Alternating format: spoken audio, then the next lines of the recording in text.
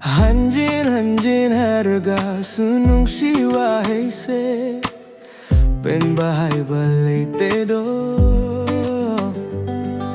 Yengla ga sunung si saktam se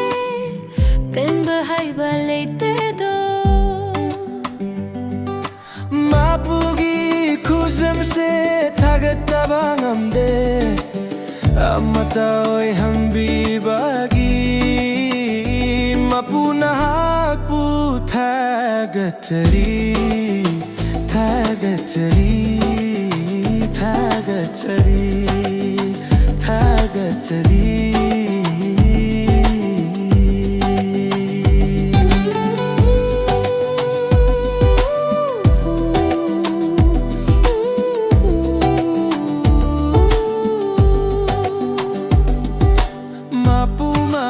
Kusamni chan bisanu ei khoibu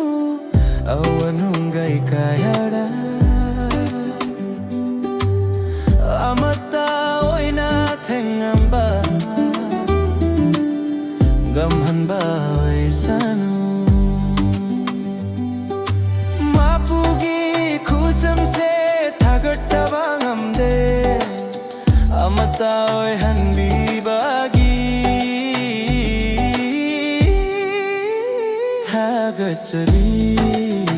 thagachari, thagachari, thagachari.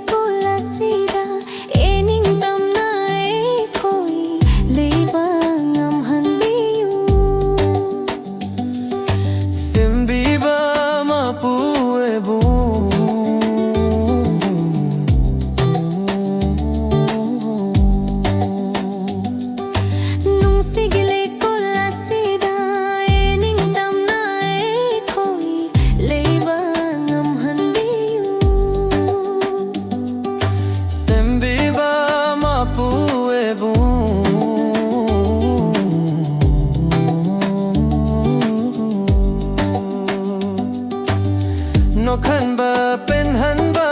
gam han ba oi han biu ye khoi pun shi se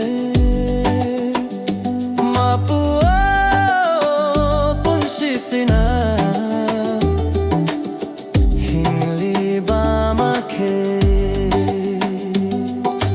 ta han da ba oi han biu ege nung shi magi mitludagi pirang mari kama pau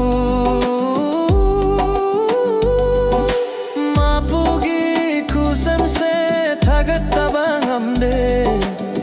amata oi han bibagi mapunahak pu thagachari thagachari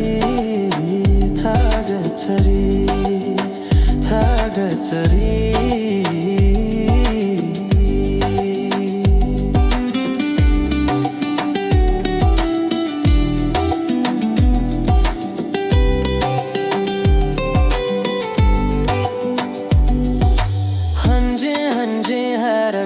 sunung siwa heise pen bahay balay tedo Yengla ga sunung si saktam